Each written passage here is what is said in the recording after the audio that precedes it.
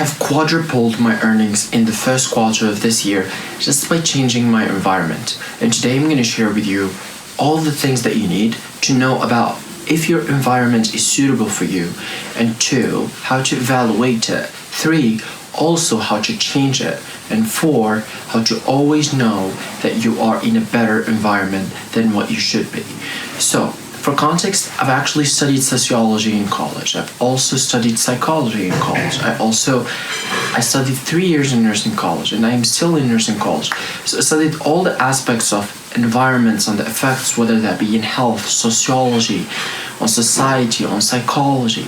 And I studied it in depth. And this is just the academical part, because I am a student of it in my own personal life. I read books all the time. I read books every single day. And the third of them is all about psychology. And also the other 2/3 of them are very interested in psychology and also sociology. You will say, well, how does this even relate to this? It's all environments. Once you think about it, psychology is very based on your environments, whether that be where you grew up or where you are right now. We can't change where we grew up. We can't change our childhood. However, we can change where we're at right now. So, today, so what I promise is you will have no fog about environments and its effect on you and how to change it forever after watching this video. And the way that I'm going to do it is I'm going to give you the stories, and also with each one of them I'm going to give you a couple lessons. So, this morning I was in the house, right? I woke up, I did what I had to do in the house, and I got out of the house and I went to a library, a public library, the best one in town. I went there. There's no Wi-Fi, which is a bit of a bummer, but it was quite a good place. It's very clean, it's very luxurious. The house, the floor is great, everything is awesome. The people there are awesome. So we got there and I started working, typing my computer. Literally all I had is my laptop, my keyboard, and my mouse. So I was writing all the stuff that I had to go through and write and to prepare, and also do a lot of analysis, this and that. But really what interested me more is the effects of environment on me, because I usually go to coffee shops for these specific scenarios. However, today I felt I don't need the internet that is in the coffee shop, but actually I just need the environment. I need the workspace more than I need the internet or the fast internet speed or fiber, Wi-Fi, whatever. And that just changed the entire thing, because once I got there, I just was in a state of flow, and it was just going at it, and it doesn't feel like work. So it was just at it. And this got me thinking a little bit. I said, okay, well, what's the difference? What's the difference between the house and this?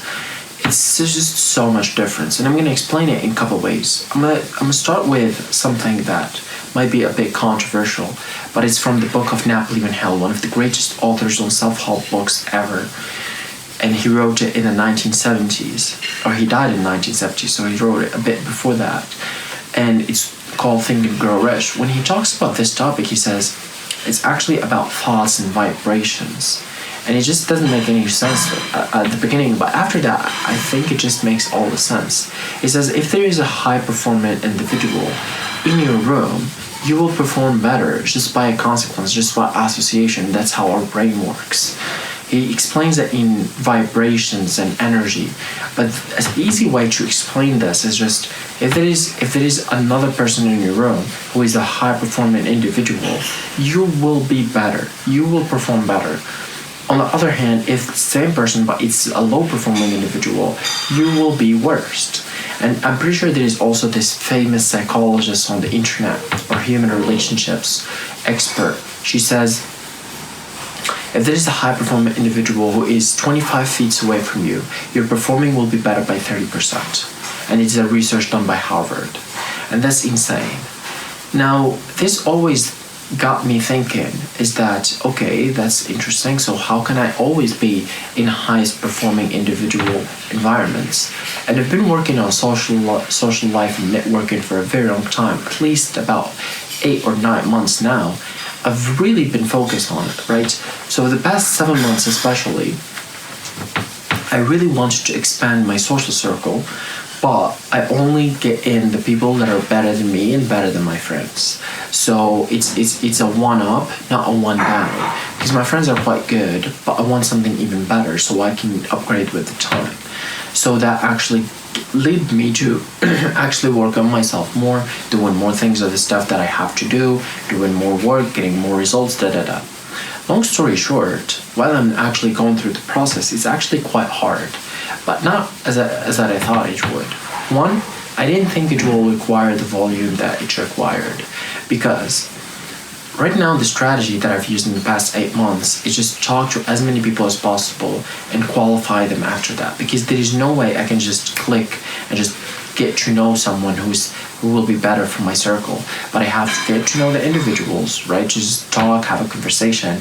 Then I'm like, okay, well, this individual is the type of person that I want in my group, or this person is actually quite good for my group, and I get him in. And I met so many people, and I had so many great conversations with so amazing people. A lot of them are famous, some of them are extremely famous, some of them are quite successful in what they want in life. Some of them are not quite successful, or they are in the process of actually getting what they want, which is fine by me. I don't care about what they do, what it is. I'm just looking for the individuals, for the right individuals. So how does this even relate to environment? It relates all the sense, because one of the highest performing individuals that I know that is in a similar age with me, who is my best friend, he always chose his environment since the get-go. I remember years back, he was always out of the house. And I said, well, this guy's just losing money. This guy's just wasting money. Why do you go to a coffee shop every day? Why do you go to this place every day? And he just meets with random people, this and that. And every time you find him in some workshop that just met a girl or a woman or a man there, or they become friends and they had this collaboration and whatever. And I just never understood why he would do such thing. For me, it looked like he just wanted to have fun and have a social life. But it was actually anything but. And I didn't realize that until years and years later. So I'm gonna come back to the first point that I started with the video, is that I quadrupled my earnings because I changed my environment. So for the past 6 months or 9 months, I actually had a great transition in my life. So my mother was in a medical necessity, and I was with her for a very long time before that. Prior to that, I was pretty much spending 24 hours with her. So that day, right, specifically 26th of October, my mother went to get her treatment in Spain. So in that period, what has happened to me is I all of a sudden had all of that time. My brother was with me in the house, but other than that, really, there is not a lot of people that were in my life. So I had to pick and choose who will be in my life. And obviously I had some other responsibilities. It's not like I had plenty of time, but that gave me another thought, or a second thought, about who will I choose to be in my life. Because now it's not only that the people that I just happen to be in my life, now I can actually architect the people in my life. And here I changed my environments repeatedly. As an example, from college or internship, just between these two is different mentality. Internship in hospital, there is a bit of stress, there is a bit of confidence as well. There is also a sympathy for the patients. There's also this understanding aspect that you have. There's also this alert aspect that you have. And on the other side, on college, you feel like everybody is more of a passive. Everybody is ready to receive information. Everybody is just passively listening to whatever you want to actually convey. And also it's pretty much just, it feels as if everybody is listening to lo-fi music while sitting in the class. And I'm not judging, I'm just describing the cases that it is. As an example, I went to this library today, and all what you see is knowledge, really nothing else. It didn't give me any other feeling. You feel like some students are preparing for exams, this and that, but really not that much, because when you think about it, there's a lot of people that are actually just reading books there. Because I was in the literature and science alley, which I thought is pretty good. It was whether I go to the religious side, which I've been there before, or I stay here in the science and literature, and I choose this. But also it was a little bit closer, so it was in my way. So it was like, you know what, it's closer, let's get it. But the point here is not really about what I am as much as it's about the environment and how my brain works in that environment. I'm gonna give you even more aspects. About 3 years ago, I had the biggest failure in my life. And it wasn't because I failed in college, which I did, but not in that year. I just dropped out of college, actually, in that year. Dropped out of college. But it's actually one of the main reasons is because my environment was not good. So what has happened is that we lost our house, one way or another. I'm not going to even get into that. So we lost our house, we had to change our house, and my family took us, right? My auntie said, you know what, we'll take care of it. My cousin built a new apartment, and we stayed there. Now, in that house, also there's some other cousins and aunties. They were all women.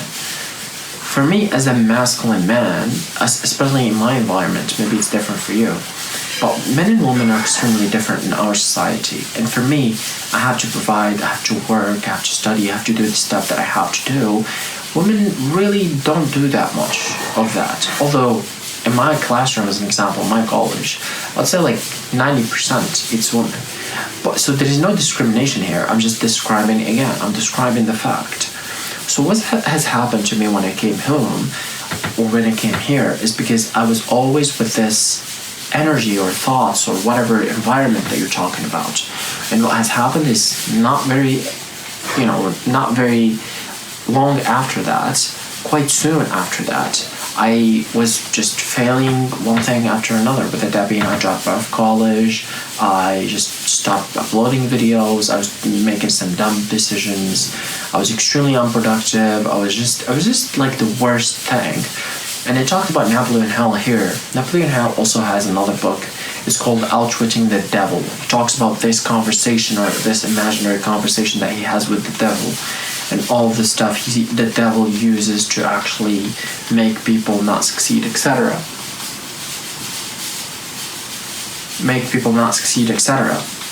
And one of the ways that he actually talked, he said drifting. And drifting is basically being lazy, being procrastinator, and just not getting stuff done. And more, it's the best definition of a drifter is that if you have a goal and you're not going towards it, or you don't have a goal in the first place. And that is a good description of that period when I changed the environments into a worse environments than the beginning. And then everything failed. So after that, a few years, just quite a lot of years, and I remember even when my mother was had the medical condition, she still has, but things are different now a little bit. I was staying with her a lot in hospital for 21 days, 19 days, 20 days, 18 days, 17 days, right? And I was staying with her. It was a little bit hard. It was a hard time, right? I sleep on the floor, I sleep on a wooden chair, whatever. And my mother wakes up like 6 times. It was a bit tough. I even showered twice in hospital. But the point here is I noticed something insanely interesting. Is that when I was staying there, I sort of got the vibrations or the energy of doctors. And I was a person who people used to tell me that I look like a doctor in college. They used to call me the doctor. It's just I don't know why. I know why. Now they don't. But I don't think, anyway, I'm not even going to get into that, but I don't think it's that type. I felt like the energy of them on like how they operate, the urgency, the decision making, the confidence, this and that, especially in the internship where it's very hard actually for them. And I just think it's extremely interesting because even after that, a lot of the times my perspective changes again and again and again simply because I'm with them. Or because I sort of feel a very similar life. I was sleeping there with my mother, and also they're sleeping there. They have to do the work. And maybe it's because I have a nursing background. Maybe I have a nursing college. Maybe. But it's not about that. It's about the environment, and that's why I've made an entire explication of it. So as I promised, now you have a very good understanding of environments and its effect on how you to change it, and also how you know that it's actually the right environment for you at the stage that you are in. So you might as well subscribe.